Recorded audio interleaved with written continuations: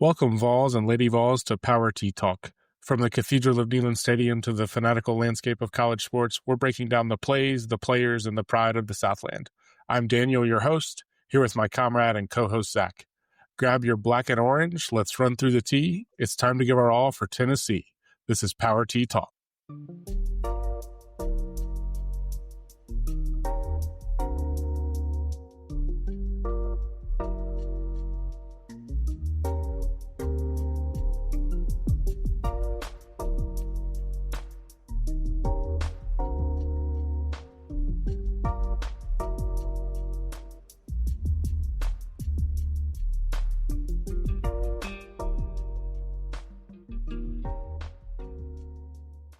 I was looking at the offensive ratings, like EPA per play, and I think I was looking at adjusted EPA per play, and I thought we didn't actually perform that badly against Kentucky, but then I realized I had the list sorted in reverse, and I started to panic a little bit.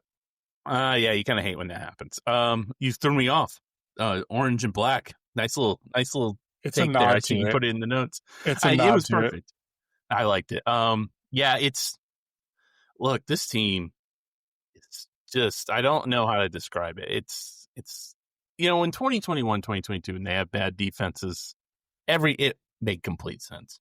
Scholarship reductions, the post-Pruitt era, like all of that made sense. And in 2025, you're like, how did we go from a legitimate top 10 defense to what we have now?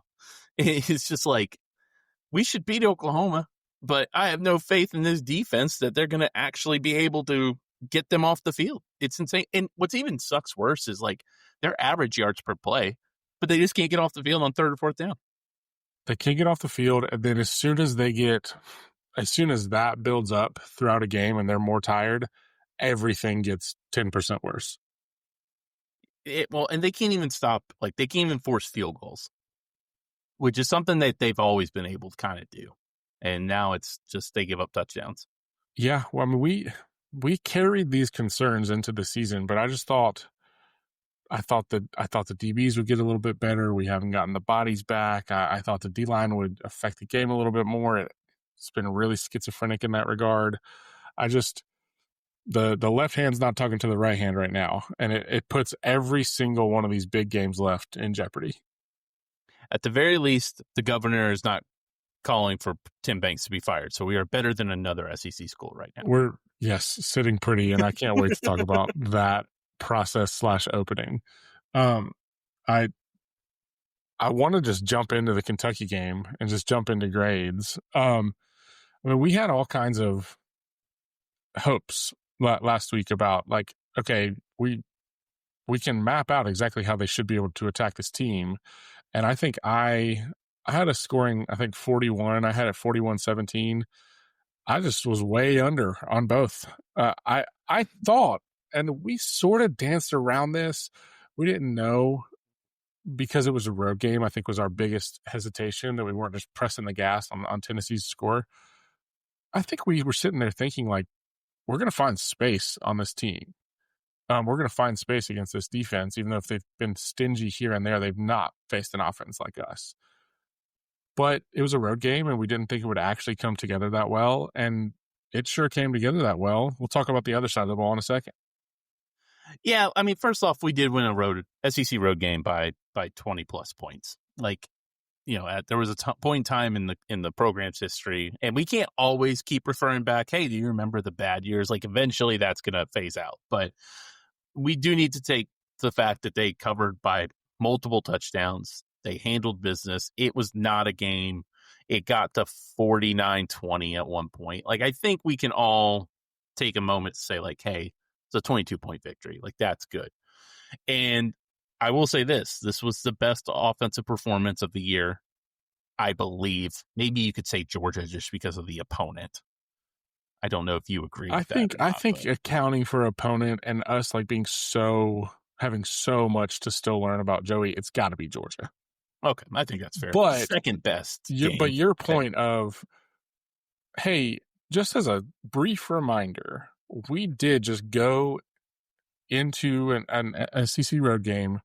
It was prime time. It was their border battle Super Bowl, and name our score.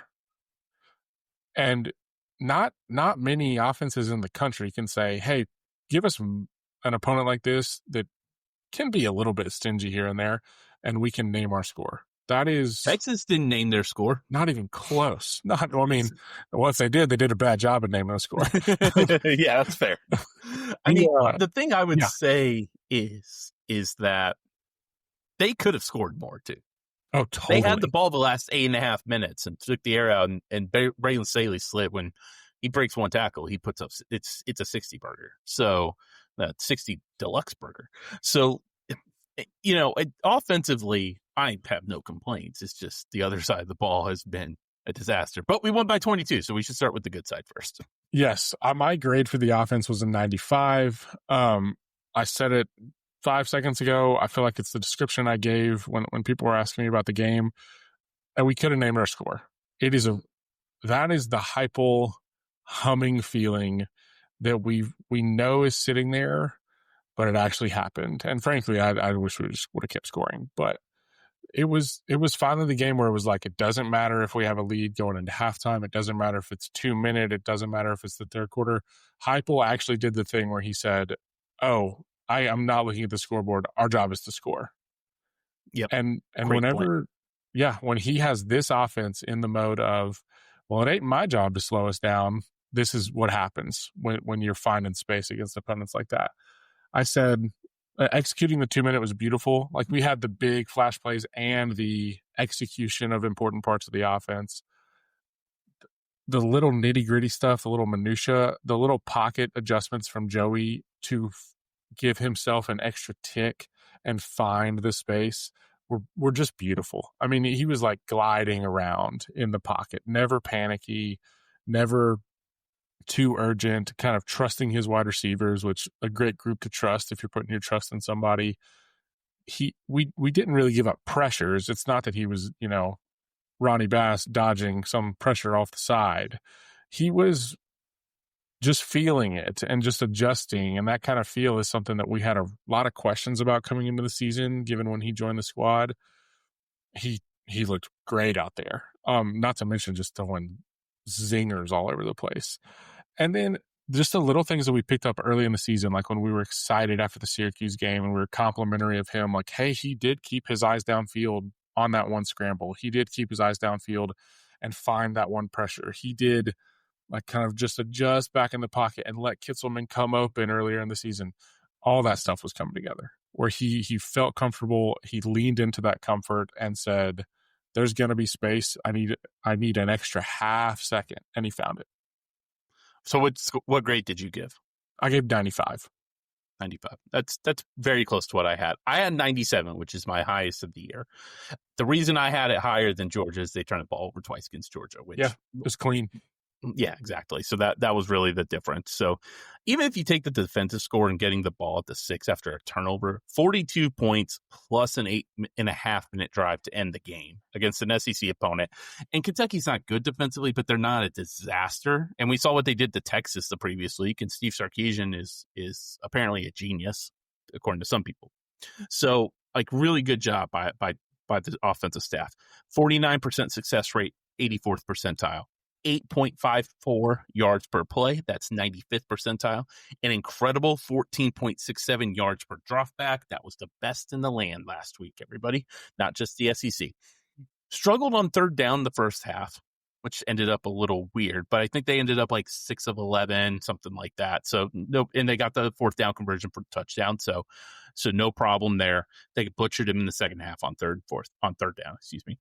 I was incredibly impressed with the final drive, which is actually probably what salted this game away. I still didn't love the very, very predictable Deshaun Bishop run for the first play. And they did run it on like a 3rd and 1, which I'm okay with, but still it's like, hey, can we not settle for a field goal? And then they ran a beautiful out route to Staley on a great play design. If you can get the all 22 on it, you need to watch it. Great stuff there. Joey cooked all game long. Best SEC game since Hendon. I think that's pretty fair to say. Throwing dots, and Heupel has got Stoops' defense completely figured out. Like, Mark Stoops has no answer for them. Doesn't matter who their defense coordinator is. Another great game by Lance Hurd. I want 1 year with Hurd and Sanders fully I do healthy. I too, don't man. think I'm going to get it. Sanders, Brooks Austin put out some Sanders clips. You need to go watch them, people, because he is the real deal. And I will say this, I didn't notice until like the third quarter, which is the biggest compliment you can give a freshman offensive lineman, especially in an SEC game. Run game was stifled for a decent chunk of the game and opened up in the second half. I think Kentucky, based off numbers and stuff like that, you can say it was like, we're not going to get gashed for 300 yards. So I think that's fine. The adjustments they've made scheme-wise have just really paid off this year. I thought Brazel could have had 250 if they wanted him to. Staley could have had 200. I don't know every single SEC receiver. I could not think of a better slot receiver in the SEC this year than Braylon Staley, at least numbers-wise. I mean, he's been phenomenal. It was nice to see Ethan Davis get involved on that last drive. Darius Jackson had a nice catch in yards there. I know you were excited about that. Thank goodness. And overall, a big bounce back game from Mike, which they needed. So really happy with the group. Seems to be hitting their stride. Like I said, Kentucky isn't good, but they're not a disaster. And they've had moments. I mean, Ole Miss, I think they only gave up 30 to Ole Miss, if I'm not mistaken. They gave up one. I forgot what they gave up to Texas, but it was a low number, and it was overtime adjusted there. But thoroughly impressed. Just only thing, we kind of wish the interior had a little more push in this game. And I think that's just an overall thing over the last couple of weeks. I don't think Pendleton's bad. Mo's good. Perry is a solid offensive lineman. Umarov will be solid. You can tell they both need another year in the weight room. But other than that, great performance by the offense. 97, highest of the year. Yeah, there's parts of the interior that for the run game and for pass pro, frankly, are more holding up than they are moving people. Correct. And that can work when we've got it working through the air like this, and the tackles are so solid. But there's a game coming up this weekend where that's going to be a concern. We will get there. And we'll definitely get there. The other, I think, important note about like the quality of opponent, and the quality of opponent is probably why we're still like, okay, the Georgia game was so impressive. Nobody gets on Kirby like that. And I mean, like you said, they're not world beaters, but they're, 40, 50 range in the country. It's not like they're 90 to 100 range. Correct. They're in the exact same range as like a Florida. And not, again, the swamp is just a different thing for us. But those of you who are like, oh, we won't be able to do things like that against Florida. It's like, actually, it's a very similar defense. It doesn't mean that we're going to name our score in the swamp. Please, let's try to do that. But it doesn't mean that that's going to happen. But this offense is capable of things like that against essentially any non-premier defense.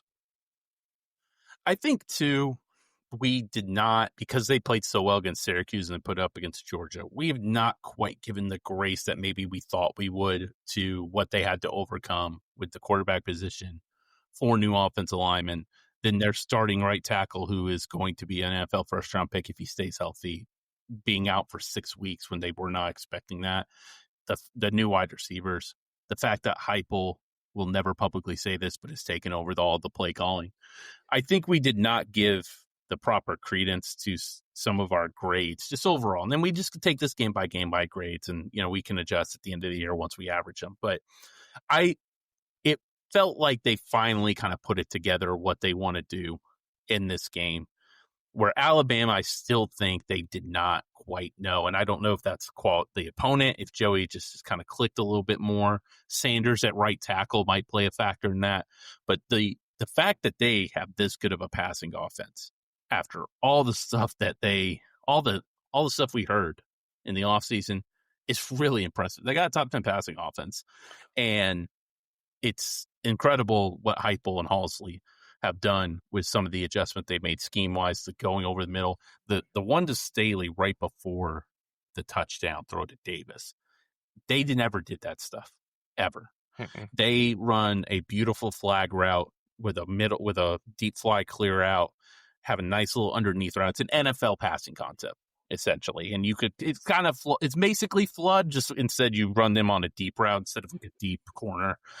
And beautiful ball, beautiful catch. The seam route play action to Davis right over the middle. It's not something they've really done the last couple of years. Beautiful play call. Some of the stuff with the run game and SEC Network crew, Tom Hart, Jordan Rogers, Colt Kubelik, Kubelik, I think. Cupid. Awesome job Saturday. Great job by them. We love to criticize announcers. Explaining how the pull run action, the difference between run action and play action. Awesome work. And by the way, you can actually come up with plays and stuff, people. It's not impossible for future broadcasts. Chris Collinsworth, you can tell me what an actual route concept is. So the installation of that, I really, it feels like after the last couple of years where we were like, please, for the love of God, be a quarterback issue. It wasn't all a quarterback issue, but when you combine what Aguilar can do as a 6-year senior with his ability to go through progressions, and then the additions they made after doing some self-scouting, has made this offense elite again. And I mean, I think other than that one pass against Alabama, the offense is basically played for them to win every game. Yeah, we're gonna have a moment, and it's gonna a lot of this is gonna hinge on what happens this weekend, and then what happens in the Swamp, and then what happens against Vandy. I mean, not to state the obvious, but those games are gonna determine how much we want to savor this season, whether we want to get the taste out of our mouth or we're gonna talk about it forever.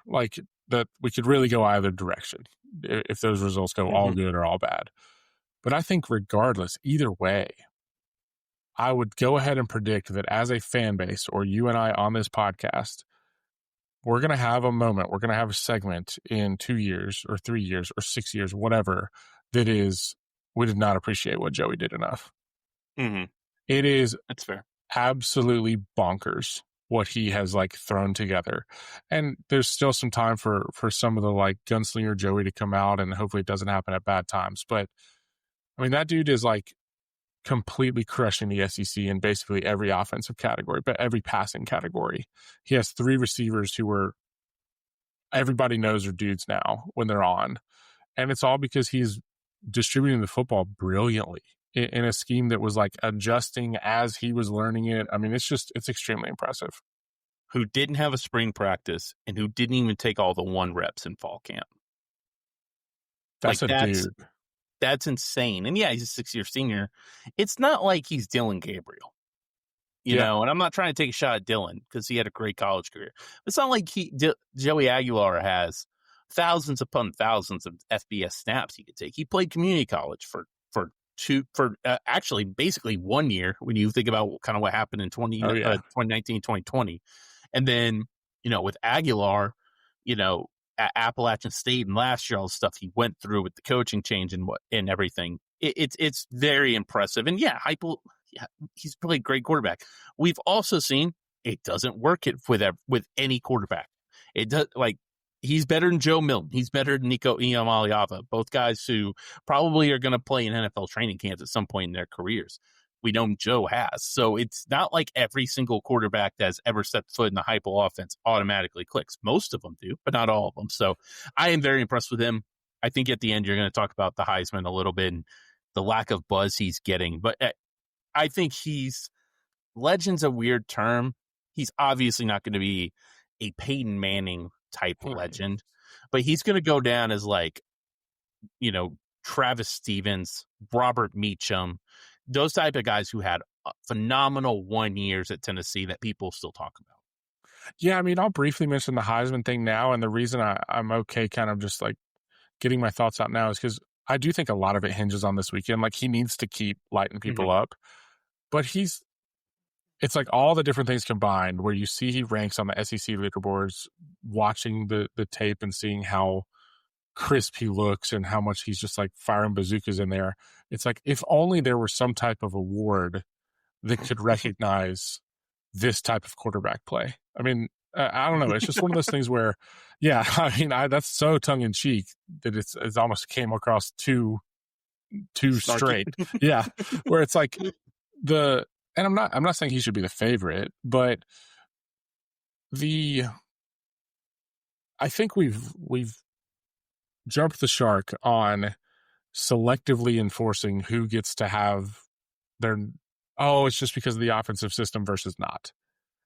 As soon as as soon as Clemson quarterbacks were in the Heisman contention or winning the Heisman from like tunnel screen like bonanza, it's like none of these offenses are Andrew Luck at Stanford. It is all created in a lab type of offenses, and people find their rhythm with them and take advantage of, talent differences and things like that. And so I don't know, we'll see if he can continue this. And I really have to get on my soapbox about it. But if he does continue this, especially if he continues this weekend, and there's not conversation about that, if any of that comes back to like, oh, well, he's in Heupel's scheme, it's like, yeah, everybody who's good at offense is in a good offensive scheme. It's funny how that happens. And so, yeah, I will. If he plays like he can this weekend, that'll be the lead soapbox for sure. As if I didn't just go on one. LOL. Is it time to talk the bad stuff? Well, the nice thing about watching Tennessee football right now is that if you are watching the game, you basically are guaranteed to have 2 top 10 offenses out on the field the whole time. I know, it's like 2021 Mahomes Allen in the playoffs almost. Yeah. It's Cutter Boley, Joey Aguilar, the next Mahomes and Allen. Boley, Aguilar, I love it. I am sick of it. And I've had 4 days to calm down. I'll do it in the most calm way I can. My grade is a 67. My reason for that grade, the biggest reason actually, the one that's not like the same old, which I know you're going to talk about, but the actual thing where I'm like, oh my gosh, the defensive line is at that place or is doing that thing or really not doing that thing that we kind of had concerns about preseason and we didn't quite want to say it. And then they popped multiple times, but it's coming back to earth a little bit. And so it's like we have a lot of guys that are high quality, but not James Pierce. I mean, just not the first round bender around the edge. And, being really, really good at setting an edge doesn't help a lot when Cutter Boley is just sitting back there comfortably carving you up. And I don't even know if you realized how we were already concerned about whether the D-line could reach the heights that are reached. If you would have told me, like, we don't have McCoy, we don't have Gibson, the safeties are worse than we expected, the middle is worse than we expected, and Carter is going to be here and there in the latter half of the season, I would have been way more worried about the defensive line. Because I think part of the reason we were like, no, this group in the trenches can do it is because we thought the corners were going to be just bullies. And we're hurt, we're banged up. And so any kind of blemishes on the defensive line start to be really visible. So I'm going to go Kentucky, and then I'll kind of say why I defend the secondary, not the front seven. So my grade's a 65, and there's some excuses. It was 49-20. We got conservative. Kentucky had 150 yards on their last 2 drives. That's kind of true. Okay. The defense did directly cause 2 scores. That's true. 14 points. Get the hands on the football. Yep. Great job. They forced 3 fumbles on 1 play. I love it. That was crazy. Tennessee was determined to stop the run, so they decided to let Kentucky throw, so they didn't have the ball for 40 minutes. I don't fully buy it, but I can listen to it. And all of that, this was still a completely inexcusable performance. Giving up 34 points and 476 yards to Kentucky is absolutely horrific. They were 90th percentile EPA per play. They had a 51% success rate. Their success rate was better than ours in this game. We scored 42 offensive points, right? I mean, they averaged 10.65 yards per dropback. Cutter Boley. Yes. Cutter Boley, guys.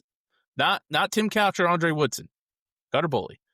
Kentucky was 6 of 13 on 3rd and 4th down, which they did clean up a little in the second half, but still. They were 100% successful in the red zone, which is a problem because Tennessee's the worst red zone defense in the country. That is factual when it comes to red zone and allowing touchdowns. Poor tackling, poor angles, guys literally running into each other. I'm going to do it. The T-Lander play on the 4th and 1. I'm going to give it to Jeremiah T-Lander. It is the funniest Tennessee defensive play I've ever seen. It looks like a bad 1990s football movie that you could not script any better, where there's a super athlete playing against a bunch of normal middle school kids. And it's like, hey, can you somehow run into another player and that you bounce so far the other way, then you start chasing him? Or in that same type of movie, when they like, you can tell because you know football that they mixed up the cuts, and it's like that's maybe a better way to put it. Like the editing was bad, and it's like, oh wait a second, how is he the running's going this way and he's going this way? He's supposed to be the best linebacker in the country. Like, oh, well, it's just an editing mistake. Unfortunately, it's not an editing mistake when he does it. He literally saw Kendrick Law with the football and went the wrong way. You can't make it up. You can't. And then on the touchdown pass, he lets his man, because Tennessee's in man-to-man coverage, literally go by him. And then he takes one step to the left for no reason. No reason at all, and then just stops. And if he hadn't moved at all, he would have been in the throwing lane where he could have made a play. All right, I'm done on T-Lander. I'm done. Poor tackling, poor angles, guys running into each other. Terrible defensive scheme. Multiple times they're playing 10 yards off on 2nd and 3 against freaking Kentucky. Kentucky did not have a receiver with 200 yards entering this game, Daniel. 200 yards. I think we fixed that. And we were playing him like they were 2010 Julio Jones. It makes no sense. They got absolutely, on the most obvious trick play in the history of mankind, got bamboozled. And the guy airmailed it 5 yards. It was the worst design trick play ever. And our defense is like, what? What's going on? Like, again, another bad TV cut almost. They had one sack against this Kentucky team. One. And it's not like Cutter Boley only threw it 15 times. Right. That's what I was going to say. It's not like the reason that is so astounding is because Boley was back there a lot. They did stuff 6 runs, so negative yards. I think they had 10 TFLs total. So, like, that's something. I can't believe Cutter Boley had me shook at one point. After that 96-yard touchdown drive, I went, is Cutter Boley, like, actually really good? Am I missing something? I did decent prep for this game. What did I miss something? Did I not watch film? Like, what's going on? I think that's the worst drive Tim Banks has had as a defensive coordinator. That 96-yard drive was awful. I don't get it. And how do we have such bad safeties? And maybe this is the defensive back talk. It's so bad. They're both terrible. And like Farouk made the play, and like credit to him, but it's not like he like broke on a route or something. But Cutter Boley just looked at him and he jumped, and it took a lucky bounce. Great play. Great job. But it's not like that gave me confidence. Like, oh, Edries Farouk has figured it out. I don't understand why our DT group can't get a push on obvious passing downs. That's part of the problem, because we actually are forcing teams on 3rd and long a good bit. We just give them up. And again, I get the injuries in the secondary. I get Boo Carter ghosted the team for 3 months. I get it. I do. No excuse for the front 7. None. I'm tired of the scheme. I'm tired of the players. I'm tired of hearing Heupel saying we got to clean it up. From just totally inexcusable. If they didn't cost 14 points, I don't care if they would have won. I would have given them an F.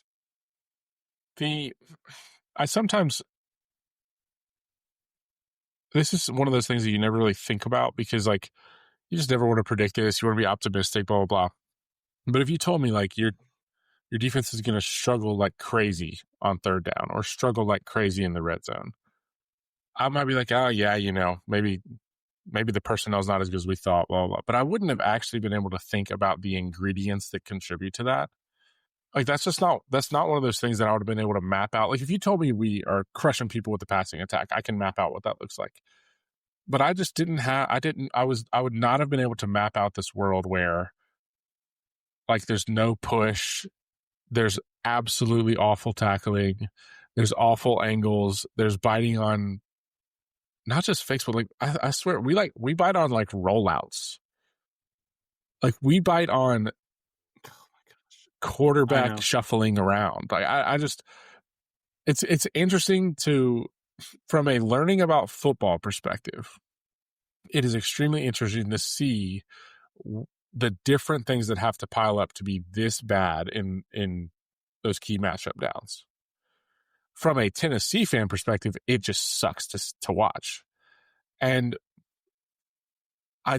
if I just showed you this box score and you didn't know any context, you would think like, oh my gosh, two of the best offenses in the country, and Tennessee's just got better players.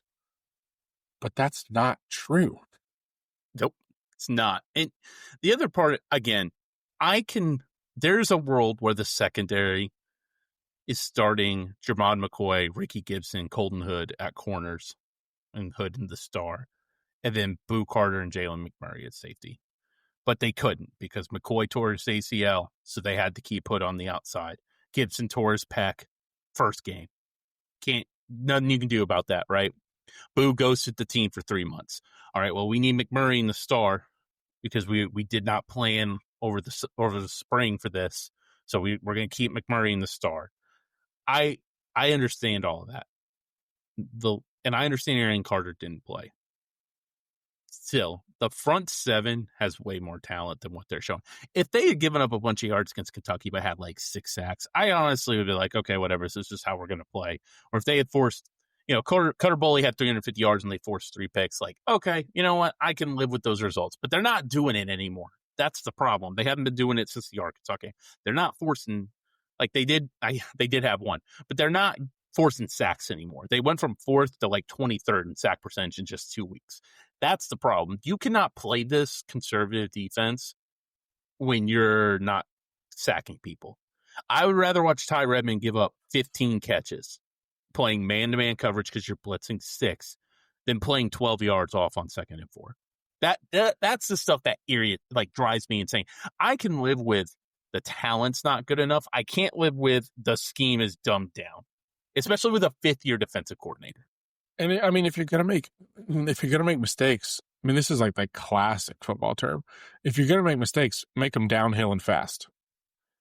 Like, yeah, don't make them on your heels. And the offense that we're about to face, Oklahoma, which has been like putrid at times, the one thing they're gonna do is do a bunch of like reverses and fake jet sweeps and quarterback in the run game.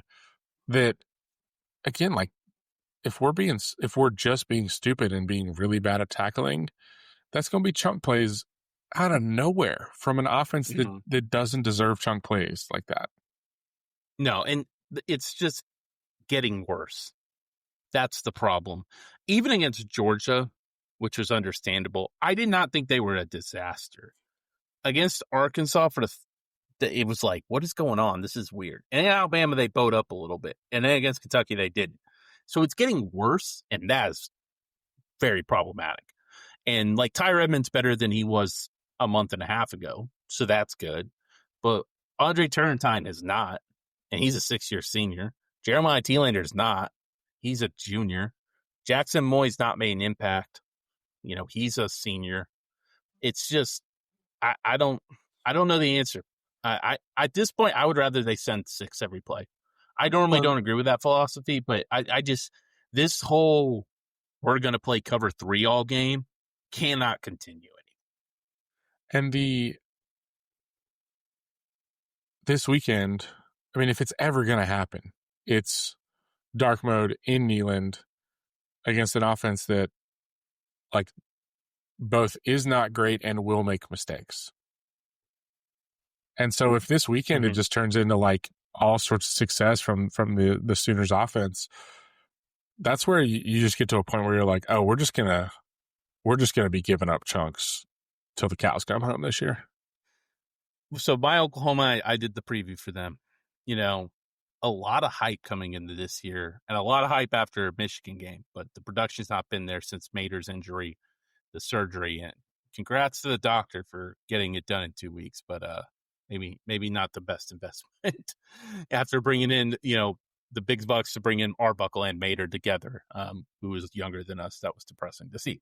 So Mater is a guy that loves to play schoolyard ball. There are 2-3 plays he makes that you applaud, but if you pin him in the pocket, he's going to struggle to get 2nd and 3rd reads. Very similar to Nico. actually, in terms of how they kind of play. They're 90th in sack percentage allowed. You can get to the quarterback, especially at their tackle spots. They've had some injuries there. They've played true freshmen. They actually started two true freshmen at tackle last week.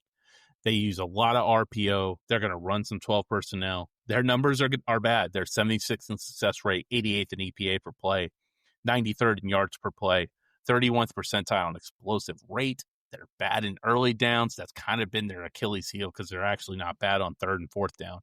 They are uber efficient in the red zone. They've actually scored every time they got into the red zone, which that is not good. Not good for us because we allow touchdowns in the red zone. So not good. We've actually been decent at stuffing runs and allowing 0 yards or negative runs. Oklahoma is 23rd percentile in stuff rate offensively. That's something to look for because Oklahoma might face a lot of 2nd and 12s.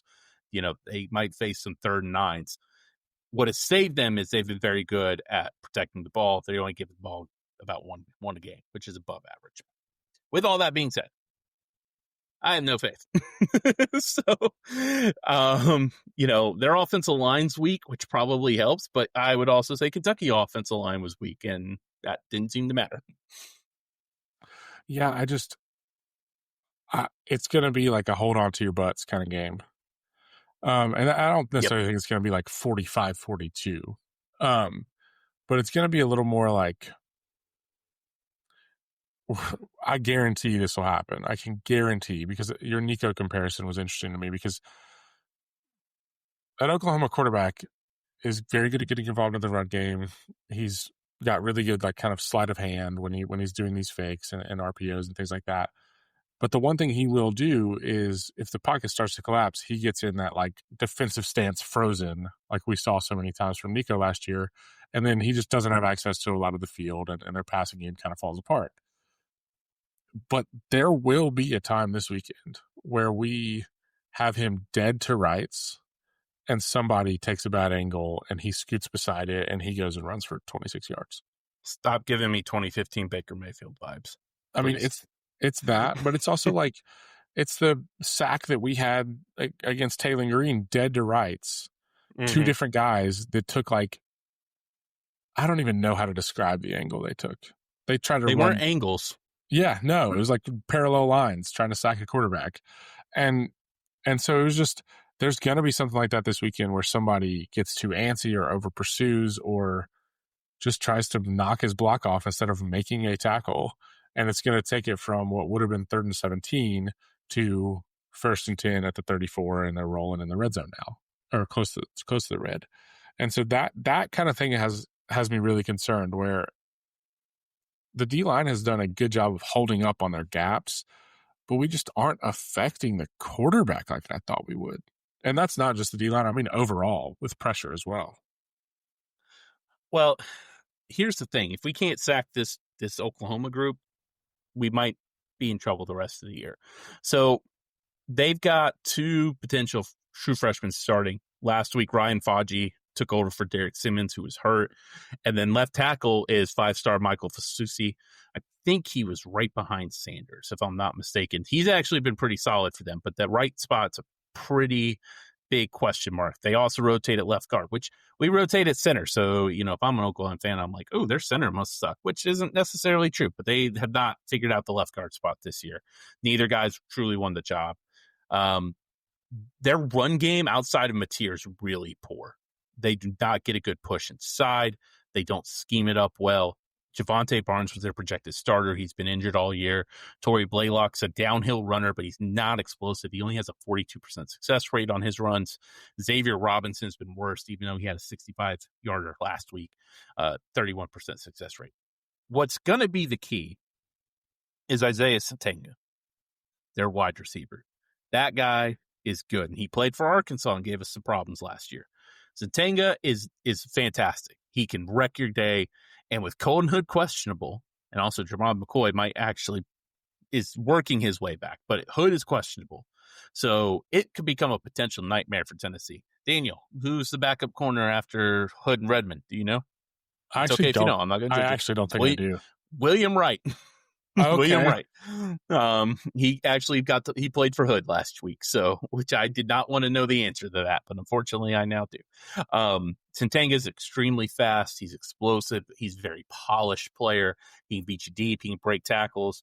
He's not huge. He's only about 5'10". He's a former track star. So you've got a chance to, maybe pin him up, be a little physical with him, but he's going to be absolutely vital to what Oklahoma does. And I guarantee you Arbuckle's going to do whatever they can to get him the ball.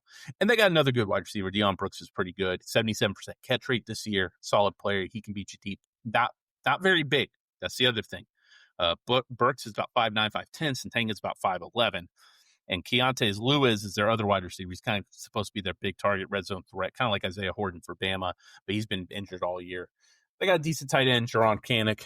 He's not explosive, but he can catch the ball.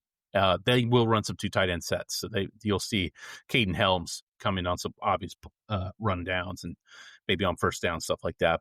So I think if they can bottle up Santanga, they're going to have a chance. They really haven't gotten beat bad by one wide receiver. They have given up a lot of passing yards, but they haven't given up a 200-yard day against some good players.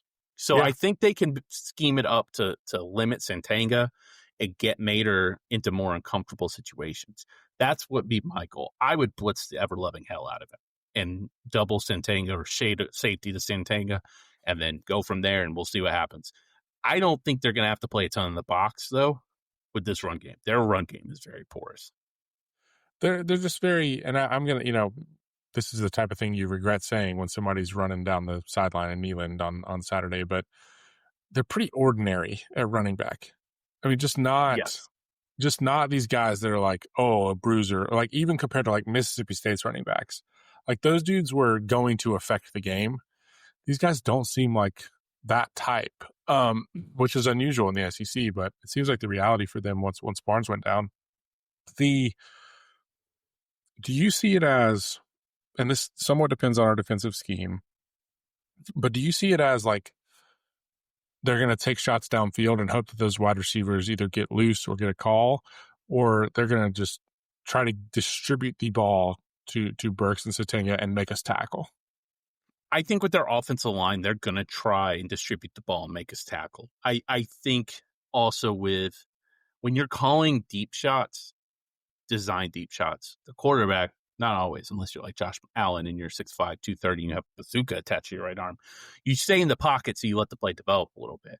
So with the weakness of their offensive line, and take out the last 2 weeks, the defensive line strength of getting to the quarterback, my thinking would be they want the ball out of Mateer's hands. Also because of the hand injury. And I also say this because I'm a Tennessee fan. They have a very mobile backup quarterback in Michael Hawkins. Yes. So if Mateer gets hurt, I would not start celebrating early. So just a heads up there. I just kind of wanted to put that out there.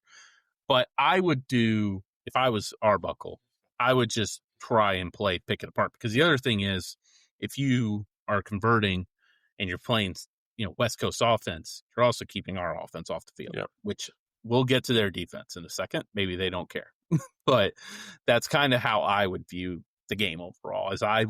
I'm sure they'll try one or two, but I would focus more on just getting positive yards and then getting in third and manageable. I mean, frankly, we have a defense that if you're an offensive coordinator, I know it's not this simple, but if you're an offensive coordinator and you said, oh yeah, we're just going to make them take the right angle and tackle, I would say, oh yeah, that's actually a really good strategy. Unfortunately, it's just, just make us tackle. And then if we start tackling, just make us tackle when things are a little bit muddier. And we have not been very good at it at all.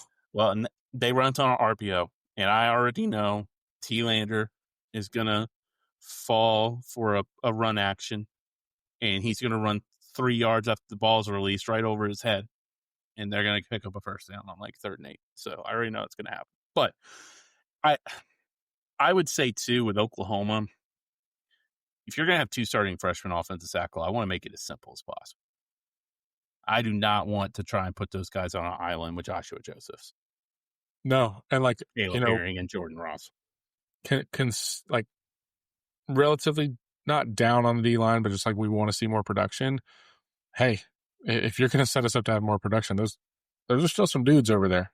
some dudes over there. Speaking of dudes, this Oklahoma defense is the best defense in the country, maybe.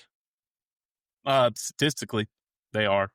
Even after Yeah. Ole Miss put up numbers on them, I mean, they're insane, just Like, absolutely yeah. insane. I don't know that I would confidently take them over Ohio State. I mean, those are the two premier ones in my opinion, but they are nasty and they know they are good. And I feel like that sometimes gets said a little bit too much, but this group is confident and it's not like a matter of like, okay, we'll keep at it. We'll keep pushing. They're like, no. I feel like they're staring at offenses right now and saying like, it is a matter of time until we knock your block off on a play. And they just keep coming. And it's driven by a couple of dudes, and we'll talk about them, but they just keep coming in ways that, I mean, it fits Venable's personality really well. There won't be a team we play all year. And I mean, this might even include any potential future playoff stuff. There won't be a team we play all year that is as willing to just line up and run their scheme against us as this team. They are first in the country in success rate at 27.8%. In the SEC, I know they haven't gotten into the meat of it yet. That's still insane. They're first against the pass and against the run in success rate defensively. They are. They are 97. They are 99th. They're 99th percentile in havoc rate, which is even more insane when I give you a stat here in just a minute. 97th percentile in average third down distance. They lead the country in TFLs. They're best in the country in stuff rate. They're number one team in the country in sack rate. They're number one in yards per play allowed. They are 10th in third down defense. And all of this while they are 126th in takeaways in the country per game. So that's insane. It's just pure sound defense. It is. It's just rapid tackle, get after the quarterback, play your gaps, play aggressive man. Now, they do love to play aggressive. They're 99th in penalty yards. So they allow 2 first down penalties per game, and they're 105th in penalty yards per play, which is important to note because unlike the NFL, college football doesn't have spot pass interference. Mm-hmm. So they will play aggressive and they will give up that, those plays. But that's how Venable teaches it. Discipline, fundamentals, aggressive, play with your hair on fire. That is what he's always done. He's going to blitz. He's going to pressure. He's going to come up with some weird formations. He'll play 2-3-6. He'll play 3-3-5. He'll play 4-2-6. He'll play 3-1-7. He'll do whatever he can to confuse your quarterback. They're going to run a lot of, they call it 4-2-5, but their cheetah star player is 240 pounds. They run a 4-3, which makes it even more impressive in college football. They will throw everything at you, and they've got dudes. And it's a little boom or bust on the run defense. That's the one negative they have is their rush explosiveness. They're 48th percentile.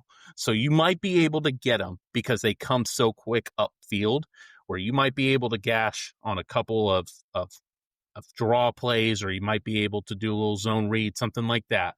But other than that, there are no holes on this defense. None. I mean, you want to talk, there are better versions of what I'm about to say, but not many better versions. Josh Heupel, Brent Venables is about as good on good as you can get in college football right 100%. now. Correct. Again, I could come up with a better pairing, I think, but it's about as good on good as you can get. And I mean, he's one of the best play callers in the game, especially when he's in rhythm in his scheme. He might be the best play caller in the game. And that sentence could be said about Heupel or Venables. Yes, correct. Straight up, like when they have their guys, when they're feeling it, when they have any level of confidence. This description fits the defense more, but it's true of Heupel as well. They just dictate what is going to happen. And you better come along for the ride.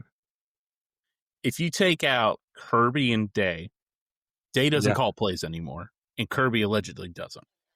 Venables is probably the best defensive play caller, which he does do. And Heupel is probably the best offensive play caller, which he does, in all of college football. Yeah. And they're better than some NFL guys as well. Well, yes.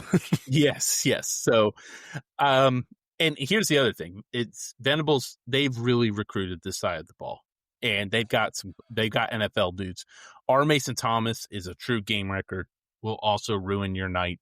Weak side defensive end. Pause His job real is quick. quarterback. Yes. Anybody who is less familiar with Oklahoma's roster, like you just haven't called a game, you're not digging in, you're relying on us to do digging in. We appreciate that. You are not going to like R. Mason Thomas by the end of Saturday night. No, you will not. I promise for multiple you, reasons. You will not like him at all. Go ahead. Sorry. He's a first round talent. He holds his own in the run game as well. Explosive athlete. They've got Marvin Jones, their strong side defensive end, really stout in the run game. He doesn't bring much on pass rush perspective, but that's fine because they'll bring in Taylor Wine. He's got 3.5 sacks and 11 total TFLs. He'll play inside as well.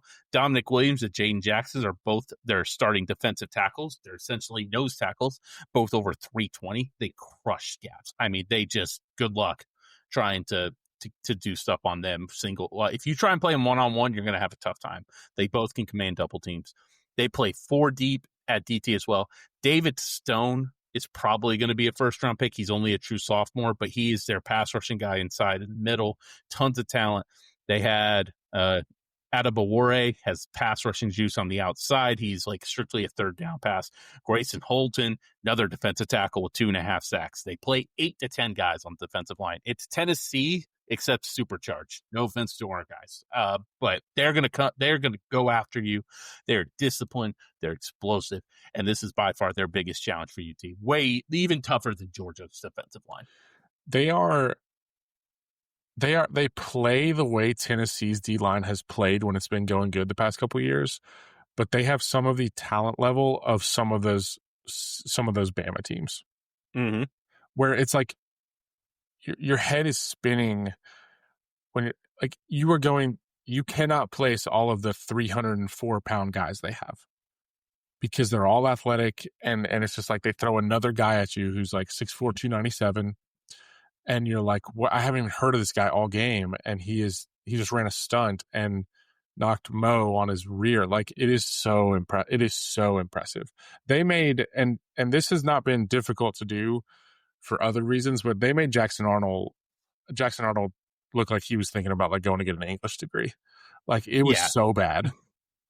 And I mean, Chambliss really impressed me last week. Yeah. He stood in there and made some tough plays and was able to escape some tough tackles. I mean, their defensive line's their strong point, I think we can say. They do have a really good linebacker group. Kip Lewis, their leading tackler. Owen Heineke's their other starter. He kind of does their cleanup around the middle, kind of like what T-Laner's supposed to do. Like, think of it that way. Kip Lewis is like their Aaron Carter, who does what he's supposed to do. Their Cheetah, which is like half star, half other linebackers. Kendall Daniels, he's like 245. He doesn't even play he plays like 75% of the snaps. He has 9 TFLs. He plays really close to the line. He kind of lines up as like a 9-tech Sam, where his job is a lot of times to set the edge, not necessarily rush the passer. It's kind of an NFL more scheme where you kind of rush forward and then you have one guy set the edge to help like clean up on the backside, make sure the quarterback stays contained. The Detroit Lions are really good at that. So just kind of, if you watch Lions football, that's kind of where you can kind of get that idea from. They're going to play 3-down linemen as well. Daniels helps out with that. They'll bring in Sammy Omosigo, on the name, passing down the blitz. He has 2 sacks from the linebacker. They have a backup who gets like 20 snaps a game, who has 5.5 tackles for loss. They play 6 linebackers. You know why that is? Because they play like their freaking hair is on fire at all times. Oh my gosh. It's like, you remember Cal in 2015 when he did the mass subs, right? The 5 and 5. And he's like, the reason I'm doing this is so you literally can give me your all in every defensive possession. Yes. That's kind of how they play. Like they do, unlike Tennessee's guys, which will definitely take some plays off. They do not. And if they do, they have backups who are just as good as them, who Venables will have no problem replacing. When they look at snap counts week to week, it's kind of different. You're like, that guy only played 30, but then he played 60. That's because you better bring it or Venables will not play you. It's like they're everybody's chomping at the bit. and they feed off of each other. And they do that thing that you mentioned where they do an extremely good job of holding up. Like the first priority is holding up. And I think that like how well they set the edge and like that kind of emphasis on holding up is why it blows my mind how good he is at it. It's why Venables can get away with blitzes that are not gaps out. Mm-hmm. Like, it's like we're going to, okay, hold up. And then these two guys are going to get pressure. Like, please just hold up because these two guys are going to get pressure. And if someone were to raise their hand in that defensive room and say, like, hey, technically we're not gap sound on this, he would say, I don't care. These two guys are getting home. I don't have to be gap sound. Right. And they are so he's athletic. Right. Yeah. They're so athletic that like Joey is not going to be able to do some of the scrambles he has done this season. And Chambliss didn't get away with all of it. And he's more athletic than Joey. Now, their defensive back room is good. It is not great. I think that's the part where we might be able to take advantage. That's kind of their weak spot. They don't have much, but like if you had to point some out, I think their corners are their weak spot. Eli Bowen's their best coverage cornerback, but he's battled injuries all year. He's finally kind of getting back into the rhythm. He's only 5'9". He's a pit bull, but he's only 5'9". Could be something to watch out for. Gentry Williams was a late scratch last week at the other corner spot. He's dealt with injuries as well. True freshman Cortland Gilroy has been really good. 5 pass breakups and a pick. They only have 3 total picks, by the way. So it's really interesting how aggressive Venables is on the front 7. But then when you watch their DBs play, they're pretty cautious. It's a little weird, but I understand it, and it's worked. But it's just kind of a little bit different. They've also they don't play much 5 DBs. They love playing big. 7, 4 defensive linemen, 3 defensive linemen, 3 backers, 4 backers, whatever. They'll play Reggie Powers. It's their nickel corner. He can also bump. Sometimes they'll bump Bowen inside if they have Williams and Gilroy both healthy. Pretty good safety group. Robert Spears-Jennings is their box guy. He'll play close to the line, help about. They will blitz him as well. They'll use him as a spy. And then Peyton Bowen is the big name, super rangy, deep ball racer. Not a lot of stats, but I would expect him to shade Brazzle in this game if Venables gets a little conservative, which wouldn't surprise me if he doesn't. He's got revenge on his mind. And I said this group is aggressive, but they don't make plays. They can be, and when I meant by aggressive, they like to play hands-on. They will commit penalties. They'll take a chance, but they keep things in front of them. So you might be able to hit some slants, some pitches, some bubble screens, get a chance to get some yards that way. We ran the ball yardage-wise somewhat successfully against them last year. Like we ran for over 150 down in Norman, but it was like 3 yards a carry, and I think that probably accounts for some of the sacks. But we only threw for 194, and like again, there's a certain point where like we're happy to identify things as a quarterback problem, and we know we're living in a different world there now. But that's a good defense. And it was last year. Like they were fighting an uphill battle last year, but it was one of those where if you were really watching that game, if we hadn't hit that one to Thornton, it was like, oh, this is going to get real, real tight, real fast. And so it is inherently a big Staley game, as in he has to affect the middle of the field. But I think the other part of it that needs to happen is this can't be a boom or bust Brazzle game. This has to be a Brazzle like leads the team in catches type of game. That I think is the way that we can stress out that back into the defense. He's got to win. Yeah, it would be a signal that we're getting the ball out on time and things like that. Where like when Brazzle was really cooking multiple weeks back, not that he hasn't been recently, he was not just hitting like long shots or red zone shots, but he was like routing people up in the middle of the field or back out to the sideline. He's certainly capable of it. And so that, I think those types of things are going to be the signal of whether we are equipped to attack or if it's just going to be like a field position game. I was looking up real quick. Tennessee had 30% success rate last year. That was 7th percentile. It was bad last year. Kind of looking at it, I thought this isn't great. Okay, anyway, so the thing with Venables as well is he is not going to adjust to you in a good way. He knows, because he's the best game planner defensively outside of Kirby. What he's going to do is, I know your counter to your actual play. And so if you're Tennessee, you know what Venables is going to do.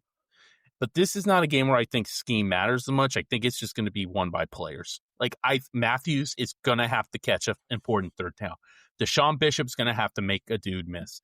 Miles Kitselman's going to have to catch the ball. I know he's usually not doing that, but that's something he's going to have to do. Brazel's going to have to win a couple one-on-ones. Joey's going to have to make sure not to get skittish in the pocket. David Sanders is going to have to become a man on Saturday. I think the scheme, because of what Venables does and stuff, can absolutely work, but they have so many good players. Unlike Kentucky in the past, where the scheme has worked for them against some of these bigger names and how they play and how they muck it up, you're just going to have to hope your dudes win Saturday. And I'm not trying to make it sound hopeless, because I think we can. I think Brazel can have 150 yards. It wouldn't shock me if that's the case. I think Deshaun Bishop can break off a 50-yard run. It's just, I don't think that's going to be a game we're going to be like, man, what was Tennessee trying to do offensively? It doesn't make sense. I think it's just going to be, well, hey, that guy bodied Matthews up on a 3rd and 6, and nobody was open. Bishop couldn't break a tackle to make it a 2nd and 6. Now it's, 2nd and 11. Little things like that. Or David Sanders, or Sam Pendleton, got blown up in the play and Joey had to scramble and throw it away. He couldn't hit the guy that was going to be open. Those things are what's going to decide this game. I think so. And then I think, I say this thinking about Kirby, that little moment in the game where the stuff we were doing was working less well, and kind of we needed to have that on-the-fly adjustment. Something like that, cut up field rather than just sitting down below the safeties for the touchdown that we had against Staley. We need some kind of wrinkle like that, or we won't be able to be successful. When I'm thinking about Saturday, I have 3 keys to the game, and I'm interested to hear yours as well. But where do we want to start on the keys? My first one is, can Tennessee keep Mater contained in the pocket enough to limit explosives? Which I think they can, but he can scramble. And when I watched him against Michigan, there were about 3 or 4 times you're just like, good Lord, if you get a hand on him, you could have done it, right? And I think that's kind of the first thing. If they can do that, I think that's going to change the game plan in a good way. And I think our defensive line has been pretty good at that. Like, we're not leaky. Now, second level of the defense is different question, different answer. But our defensive line is not super duper leaky, and they're above all else physical. And so if he wants to get cute and stand back there, it's not going to work out for him. But once he's out on the edge, if he sees grass, he's going to go. And like you said, he's extremely, extremely good at it. My first key, and I hate to boil it down to one dude like this, because obviously it's a team effort, it's Mike Matthews. Mm-hmm. We have to have the best version of Mike Matthews this game. We need the Kentucky version. Yeah, we need, like, they're gonna bracket Brazel in some way, in a very like weird, funky look way. Staley, I think we have faith to kind of get his from a receptions perspective. It's gonna come down to a deep ball or that crosser that you need to catch, or getting us back in third and manageable. That type of thing is going to be laid on Matthew's shoulders, and he has to step up and do it. And if he does, I truly think if the receivers overall have a big game and don't have lapses, then I think we can win the football game. I really do, because I don't think at a certain point, you can't keep up with those three dudes and our run scheme, etc. If all three are on, They cannot afford drops. they can't. They can't do it. You Just cannot do it. Cannot get off schedule against this defense. No, you absolutely cannot. Speaking of that, the second key I had: how is Tennessee going to combat the pressure Oklahoma brings to make the game easier on Joey? Where are your outlets? Where are your checkdowns? Where are your quick game design plays to keep the pressure off of Joey? Because they are going to have a couple sacks this game. It's bound to happen. The question is, can you make sure he's not running for his life the entire game? Running for his life. How about we just keep 5 offensive linemen on the field all the time and let them play the game? Yes, yes. Yeah, you said this was a game where like David Sanders needs to become a man. I think that's very well said. We know he has the talent; it's on tape already. But this is the game where, in a big spot like this, the talent and the between the ears all have to match across that entire offensive line, because you're going to be having to pass things off. You're going to be having to communicate. You're going to be having to do that in tempo. And whether you have communicated or not, they're coming. And so if you haven't, suddenly Joey's hot. And if Joey's not ready to be hot, then he's going to feel it from one of these defensive linemen. What was your next key? My next key, and it scares me a little bit, is special teams. They have a good kicker. I don't know that he's All-American. I haven't really been tracking kickers that closely. I don't know if my heart rate could handle tracking college kickers that closely, but he's solid. He's got some range. He hasn't missed an extra point. I feel like they are confident there. I don't think our kicking situation is as wobbly as we thought it might get, but our special teams has been wobbly. And so, Texas, part of the reason Texas was able to pull away against Oklahoma is they had a massive punt return touchdown. I don't necessarily think that we have dudes that can do that. It's just a matter of if they're ready to do that. When engaged. Yeah, exactly. And so, I'm not exactly counting on, we just need that pop play from the punt returner. But what we can't have is the lapse from a punt returner. And for an offense that has struggled this year, and if you're on the road and you're trying to flip things a little bit, I wouldn't be surprised to see a fake punt. I wouldn't be surprised to see some trickiness. And we haven't had to visit it in a while, but I don't have a ton of faith in us in that regard. And so that's my second one. It's one of those that I wanted to not think about, but I have to have it on there because I'm afraid it could rear its ugly head. Max Arnold, you can redeem yourself, mostly. Oh, for sure. Mostly. So just heads up there, Max. My third part, who wins third down, which is simple, but sometimes it's not, because Tennessee is really good on third down offense, but they're not elite. Kind of Oklahoma's really good on third down defense as well. They're very close to elite as well. I just think it's going to be, can Tennessee defensively on first and second down is usually fine. Tennessee overall on third down average distance is 75th percentile. That's pretty good. And Oklahoma's really struggled on third down at times. They're still top 50, but they're 46, 47. So can you get off the field on third down, and can Tennessee not go 2 for 10 on third down? Because I'll tell you right now, if they do, they're going to lose. So they're going to have to, that whoever wins third down, or if can Tennessee even just make it even, then I think Tennessee can win this game. That to me is going to be a massive, important factor. And I would probably say it's the biggest one. I was going to say massive enough to where my sort of floating number one in terms of my brain all week has been, how clean can we keep the pocket? But if you looked at a stat, I think the one that I would toss up to the top might be who wins third down. The last one for me, and we're going to need it, is Neyland Stadium. This is, we've had it before. We know what this place can be. And it's not to say that makes or breaks anything, but we have a defense that needs some help. We have an offense that can light up the scoreboard, can give us a lead. If those ingredients start to work together, this place needs to be absolutely bonkers. And I think they will be. And if there's one thing, literally one thing our defense can do, it's make big plays.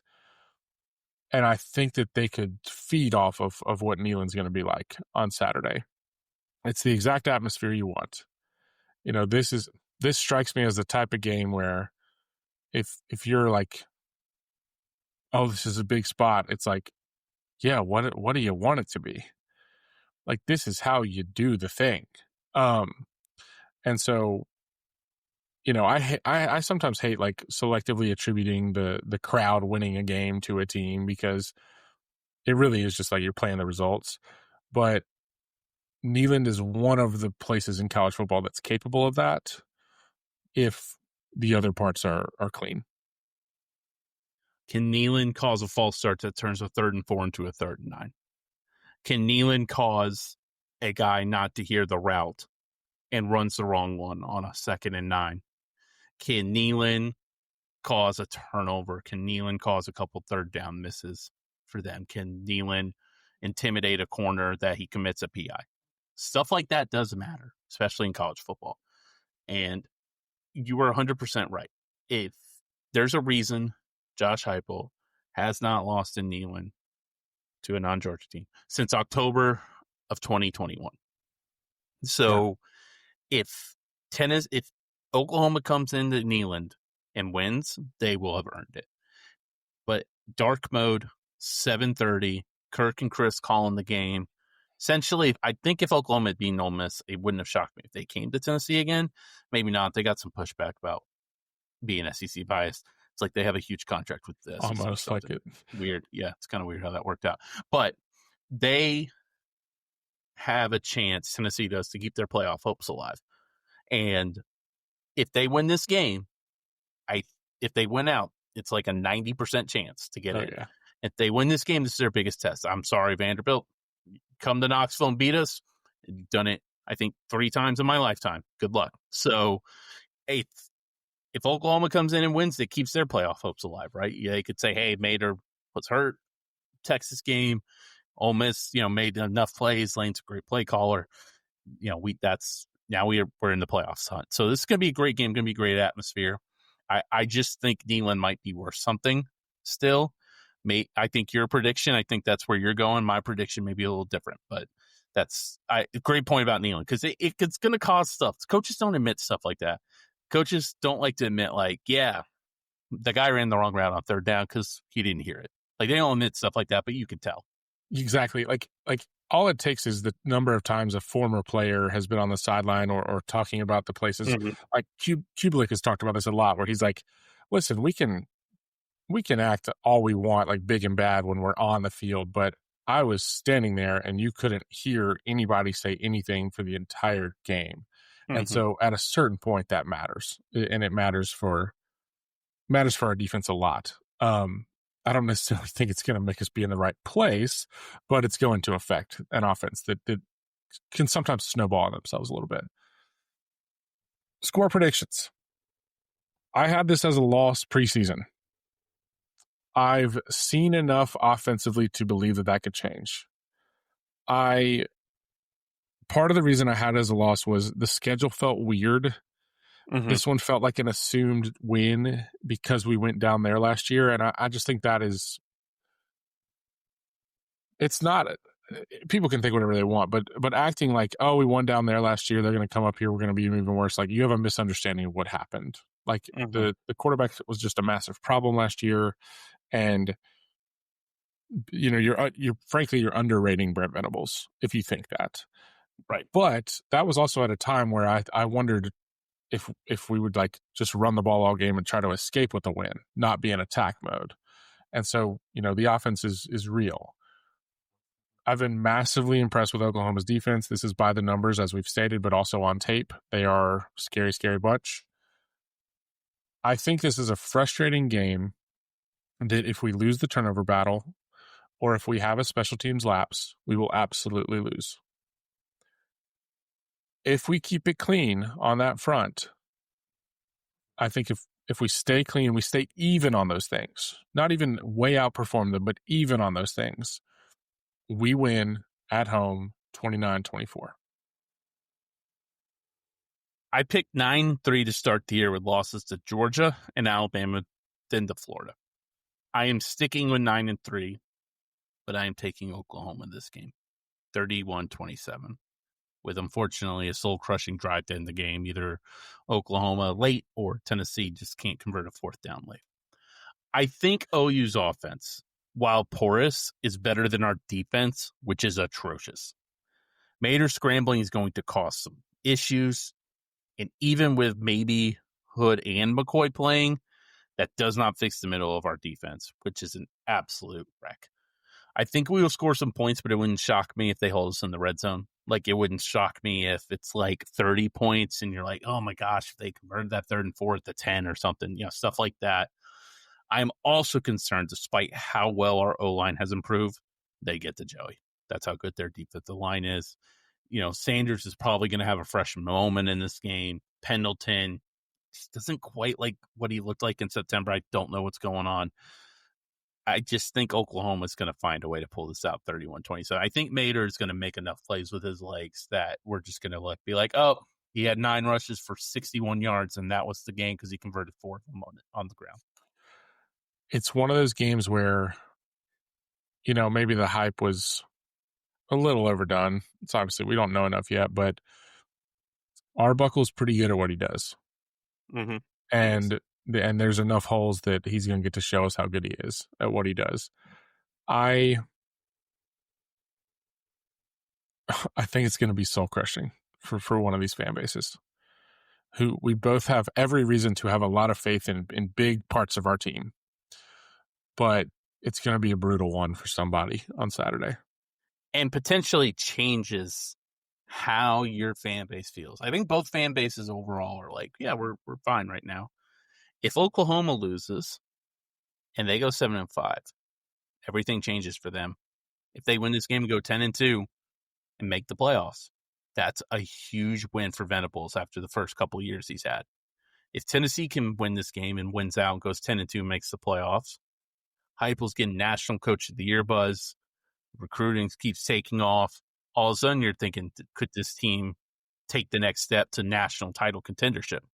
If they lose and they go 7-5 with a bad loss to Florida, and Diego Pavia clinches the Heisman in Knoxville, then all of a sudden, all of Heupel's goodwills the first 4 years, he loses some of that.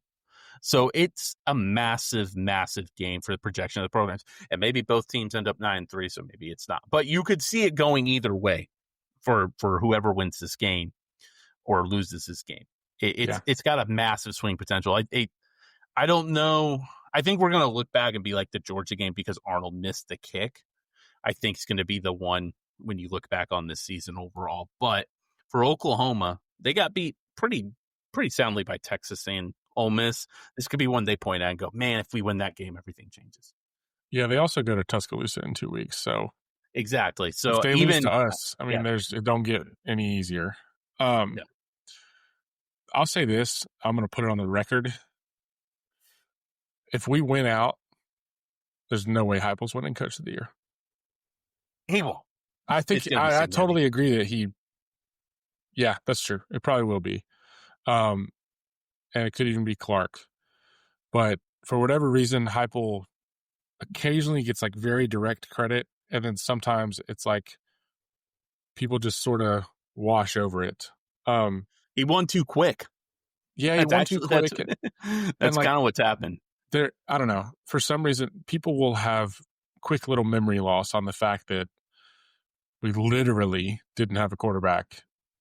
Right. We won't get into it right now. Just go win the game. Hey, did anything happen in the SEC? Well, I know, and I'm not speaking for myself here. I'm just speaking for my co-host. You don't really care for him as a coach, but one of your favorite guys actually lost his job. And I know it's been a hard week for you with Kelly being unemployed. I know how much he means to you as a college football fan. Karma comes for all. It does, man. And gosh. Sure, it's a $50 million price tag on that karma, but still, the nice part is when you know who Brian Kelly really is, you know it's eating him up. So the other thing, this is these guys can't help themselves, and I know that. But if you were just playing out how this could go, the only way that Brian Kelly ever should have put some of the slipping into accents or hype or whatever on tape is if he just had a lifetime contract and things were always going to go perfectly. People don't forget, dude. This, like, every little, what was his thing at the opening basketball game? Everyone listen to how loud they're being, and I haven't even won all my games yet. Like, take it easy, man. Like, there's just no teaching. I think he guaranteed a national title, if I'm not mistaken, at that press conference as well. They'll probably win one with their next coach at some point. Usually this does not happen. It's unbelievable how the media, everyone in the media, praised the hire, yet SEC fans knew it wasn't going to work. Because unlike the pros, where Jim Harbaugh can be from the LA Midwest and San Francisco go to and LA and it work, or Dan Campbell, my guy, being a Texan and working in Detroit, or Andy Reid being from BYU and Utah and having success in Philly and Kansas City. It doesn't really matter. Either you can coach or you can in the NFL. You can either build a culture or you can. Culture fits still matter, not as much as they used to, but they still matter. So Midwest guy his whole life, a very fake personality that I think even his biggest proponents would probably say, yeah, he's got a fake personality, two-faced kind of guy. He's not a guy easy to cheer or root for. You got to be in donor rooms. You got to be in recruits rooms. You've got to build NIL. You got to build the fan base. How you interact with the fan base still matters. It didn't seem like that he ever really cared, other than the fake accent for a month. And how you treat people inside the building matters as well, because either people are going to go to bat for you or you don't. And he does not have the personality, especially coming from where he came from to LSU in the deep South, to combat that. Because as soon as it went bad or he didn't meet expectations, the fans, the donors, the boosters, the NLI guys were all going to turn on him. And also being 61, he was never an offensive genius to begin with. He always kind of won with defense first. Terrible guy treats quarterback, which is funny because Jaden Daniels won a Heisman. But it just, you knew, yes, you have to make the hire if you were Scott Woodward in LSU to a degree.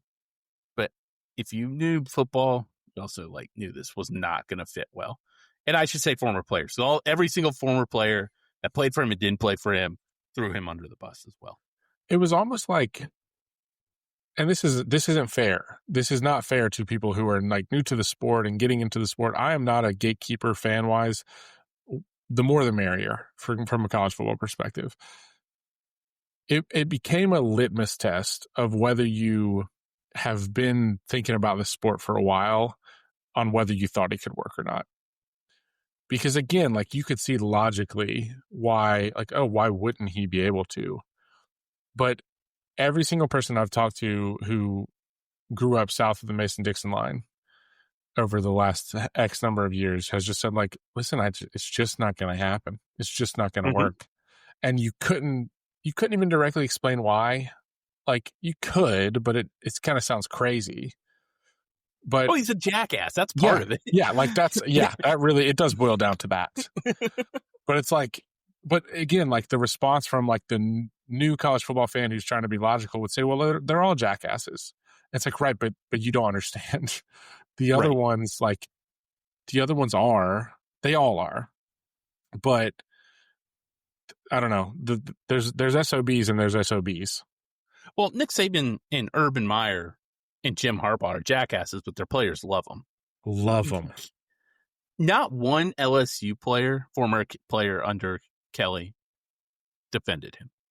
Not one of them ran to be like, hey, he got a raw deal. Like, he worked his ass off and he treated us right. Not one of them. More, it came out like, hey, did you see he never reached out to Kyron Lacey? And did you see that, the one who, and please forgive my name, never called me, the one who had brain cancer and his life changed. Like, he didn't, like, he uses people. He's always used people. You talk to people that know him, he's always used people. And yeah, you can get away with it when you go 11-1. But if you go 8-4, you can't. And he was never going to get the opportunity. And he did have a really good first year. That should be noted. He made the SEC title game his first year, beat Bama in overtime, got his ass kicked by us. But it should be noted, like, he did pretty well the first 2 years. But as soon as it went bad, or as soon as the ship had a hole in it, everyone was going to turn on him. And that's exactly what happened, to the point where the governor of the state was like, yeah, he had to go. He had to go, and I don't care that taxpayers are paying $50 million, even though they shouldn't. The one thing I'm thankful for in it, timing wise, he was teetering on that thing that he did to so many young football players, of like, his tact at Notre Dame just became to publicly embarrass every player that he could. Mm-hmm. And it often fell on quarterbacks, but it fell on offensive line and other positions as well. If he played out the season and then they decided to fire him at the end of the season, he was going to spend the rest of the year publicly embarrassing everybody. Like, he is the ultimate throw under the bus guy. And he was going to basically, and again, it's not like I don't know these guys, but I would have had genuine sympathy for everybody who had to experience how bad of a guy he is for the rest of the year. Well, and it wouldn't have worked because LSU relies on their home state as much as anyone outside of Georgia for their talent. And though that community is so tight knit, and NFL players who went to LSU know kids or who play middle school, like, they help tutor them, like the Ryan Clarks and the Marcus Spears, Odell Beckham, like, those guys go back to LSU and go to high school camps in Louisiana and tutor those type of players. So it would have been a disaster. And I think that had a part of it too, as well, as like, he's not going to handle this well. He's not going to handle trying to rebuild it well. And the other part of it is, like, Notre Dame was so desperate that he was able to survive the Declan Sullivan, his first year, the outbursts that were inexcusable even back in that era, the 4-8 season he had, I think, a couple years after a national title game. They were so desperate that they were willing to put up with it. LSU is a top job, easy top 5 in the country. You talk to some people, they'll tell you that's the one job they want. Okay. There's no excuse to be like, hey, we have this jackass who can't win 10 games a year and we're a top 5 job. Why keep him? This wasn't going to work. Yeah. You know what I would love to hear? Not that I don't think this necessarily happens this way at this level of job, but you think about, like, when you're working with somebody and they're a complete jerk, and it's like, how'd they get another job? Didn't they talk to people at the workplace? And it's like, yeah, and everybody at that workplace said he was the greatest coworker of all time to get him out the door. Yeah. Like, the people who were talking to LSU, Notre Dame fans, yeah, exactly. Yes, Notre Dame fans or like boosters or AD people had to be like, oh, no, we're so upset that we're going to lose him. I can't imagine a day of work without him. And then as soon as he's out the door, you saw how the people reacted to Marcus Freeman. I mean, it was like, come on. It's the best job available. It is, I would argue, on a different tier than any other job available. Yes. In terms of pressure, but also in terms of quality. It is a step up from Penn State and Florida, for sure. I think so. It is it's a different level. It's one of the ones. Who do you think's going to take it? I think Kiffin's going to stay at Ole Miss. I think he's going to get like $15 million like a year. 13 and a half, 14 and a half, whatever. Yeah. I think it's some wrong. I think part of the reason we've said part of the reason on Kelly like 6 different times, but I think another part is if John Summerall got the Auburn or Florida job and killed it, and they fired Kelly in 2026 and didn't get a chance to hire him, I don't think that would have done well with the fan base in Louisiana. So I think it's going to be Summerall. But I thought Billy Napier was going to be the guy in 2021, and they hired Kelly. And the other thing, we discussed this pre-show, LSU's had 6 coaches since 1994. They have always hired a guy with Power 5 experience. Saban, Michigan State, Miles, Oklahoma State. Orgeron coached at Ole Miss. Kelly also coached, or Kelly coached at Notre Dame, obviously. And then Jerry DiNardo coached at Vanderbilt, the first one before Saban. So they've always kind of hired a big name or a guy who has Power 6 experience. So Summerall does not. And it's 2025. You never know what could happen. I just don't know, other than Kiffin, who makes a ton of sense for them other than those 2 names. I've heard some Joe Brady. Joe Brady's going to get an NFL job in a year or 2. I was going to say the same thing. Joe Brady just doesn't fit the profile. Admitted publicly he doesn't like recruiting. That was pre-NIL transfer portal. So yeah, I don't think that's changed. So I don't really know who else they would look at. Maybe they would surprise us. Maybe Ryan Silverfield from Memphis, a offensive guy. Maybe that could be it. Maybe it's Golish, but if it's not Lane, it's going to be Summerall, in my opinion. And I still think Summerall's going to take. I think Lane's going to stay at Ole Miss. Yeah, I think the names that we're not in full silly season where every coordinator is the potential hire, but Hartline doesn't make sense. No, Hartline makes sense for Penn State. Yeah, this is. I mean, I'm not suggesting this, but James Franklin does not make sense. No. It'd be funny, but I don't think he makes sense. That would not go well. You go back to Lincoln Riley, your boy. I mean, you gotta call him.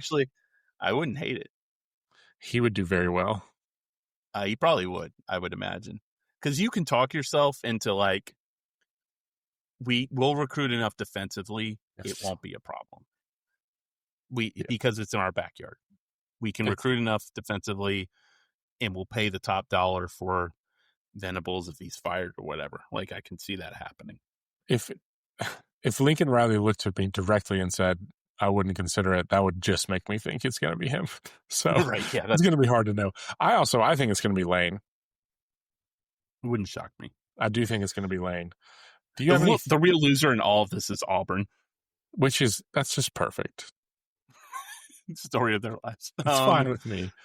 Do you have any other thoughts on coaching mill rumors and how they're being covered?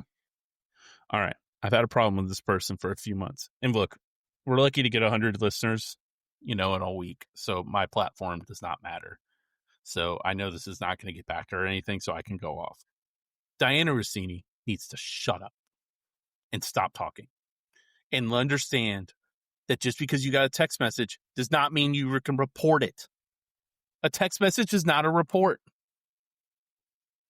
It's insane. And for people who don't know, you give them, go ahead and give them the background. Well, so what I was going to say was, this is where the lines get blurred. And this is a conversation around, again, I think how she treated some of the early openings and just tossing ideas out, but more specifically how she's treating this Sark conversation and the back and forth between her and Sark's agent, etc. But this is where the lines get blurred between we have to create content 24/7, and I am in charge of reporting things in an honorable way.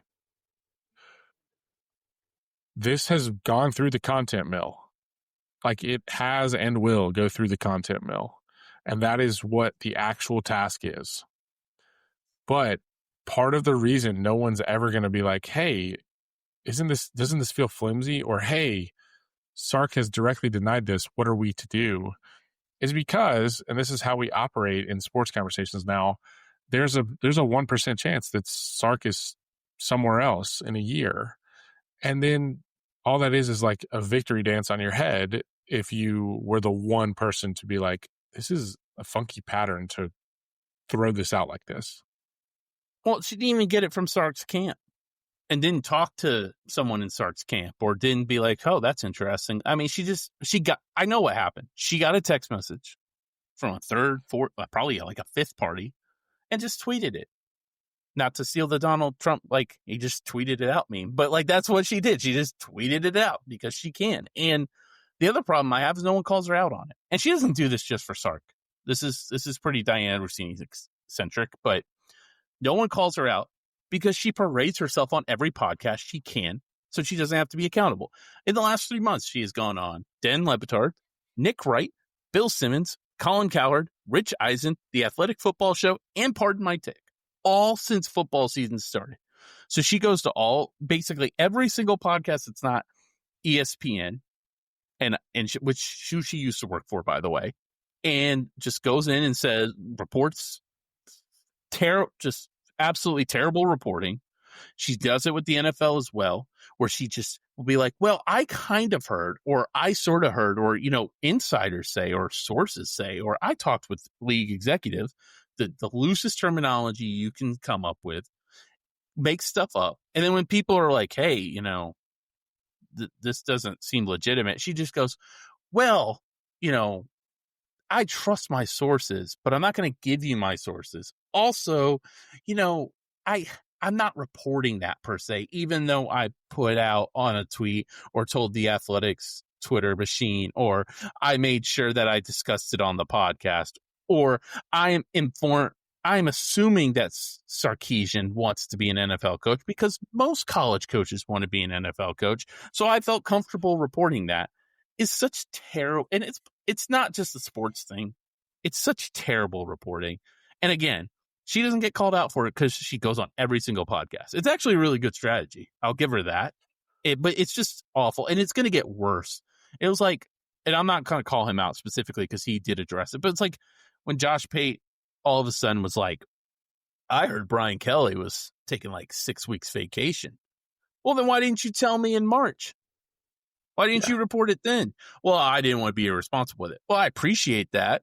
But all of a sudden you get somebody in the fourth party in the AD said, oh, I heard this. And then you're texting it out because you want some clicks. It's a product of just how we do this stuff.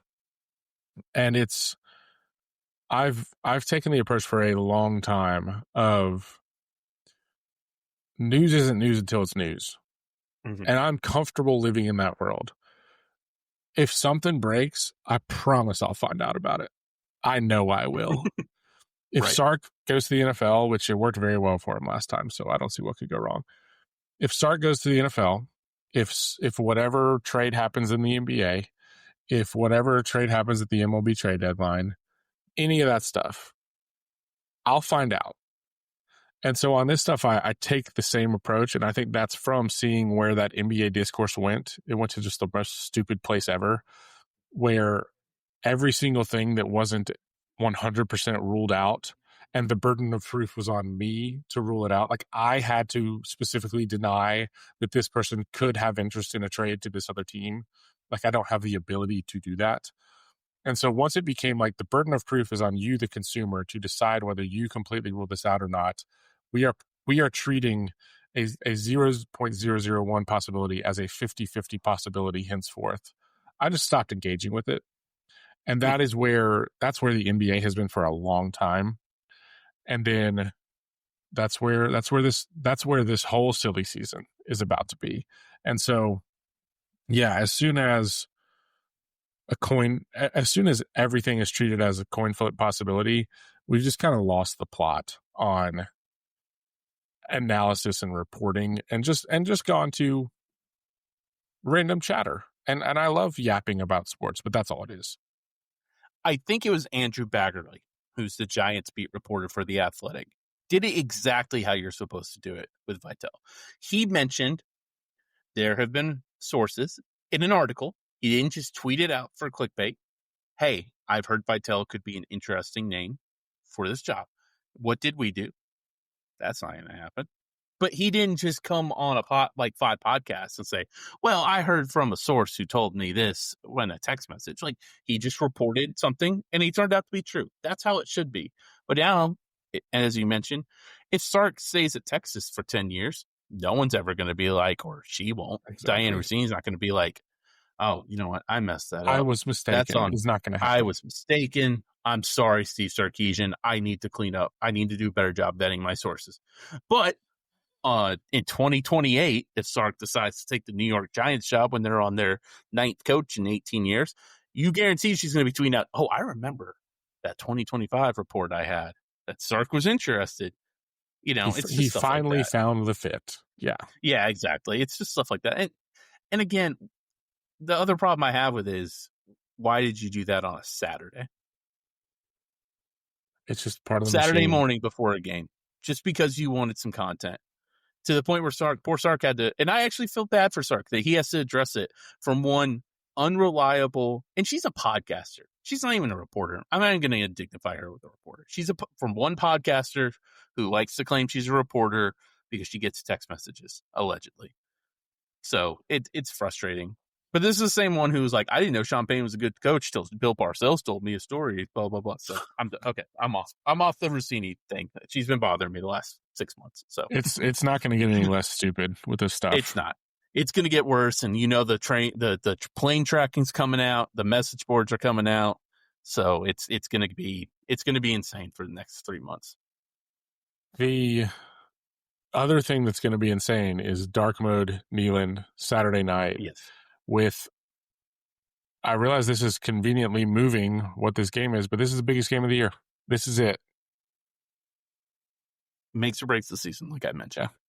Yeah. And I'm not worried. They're going to come out. I don't think they'll be flat, anything like that. It's not been the case under Heupel unless he plays at Florida. I think Tennessee's going to be ready for this game. I think it's going to be a really competitive game. I think it's going to have me cussing up a storm, fighting fingernails, stressing the dog out, that type of game where it's going to be close. I think we're both right. I think it's going to be last drive of the game. I'm sure I probably, just like usual, I'll just be like super calm the whole time. You're right. You won't text me. You'll just be like, why don't we all just have fun? I'm reporting that I am having fun. Yeah. I got a text from someone that said I was having a lot of fun. They could just tell. If it warrants an emergency pod, we will see if we have the capability to do an emergency pod. It just might depend on if we have like a medical doctor present. Yeah, it might depend on, did Zack have over under 3.5 rum and coke? If it's under, we'll do it. If it's over, probably not. But maybe we cross that threshold during basketball pod next week. I'm excited about it. So we'll have 2 podcasts next week for you guys. Yep. And hopefully they're both, the basketball one's going to be a blast. I hope the football one is just as fun. Nate Ament going 5-19 was more important for me than for him. So I did not just talk about him for 30 straight minutes on the Yeah, that would have been segment 1 if he goes, 12 or 14. Yeah. So I will say that. Deal. I'm excited to talk about it. I'm excited to talk about the football. This is such a big game. We didn't even talk about the other bits of the landscape. And so we'll follow up on any news there. We'll follow up and bring y'all some basketball content because that's about to crank up. And otherwise, just keep rolling. Absolutely. I'm very excited for this game. We'll be here, win or lose, to talk about it. Bye week coming up in the New Mexico State. So we're going to really dig deep into the coaching carousel, go over some grades and stuff like that. So be on the lookout for that. Not after we review the Oklahoma game. So appreciate you guys. Please follow us on YouTube. Please follow us on wherever you get your podcasts. We're on Amazon. We're on Spotify. We're on Apple. Wherever you guys listen, we appreciate you subscribing, downloading. And thank you guys. Go Vols.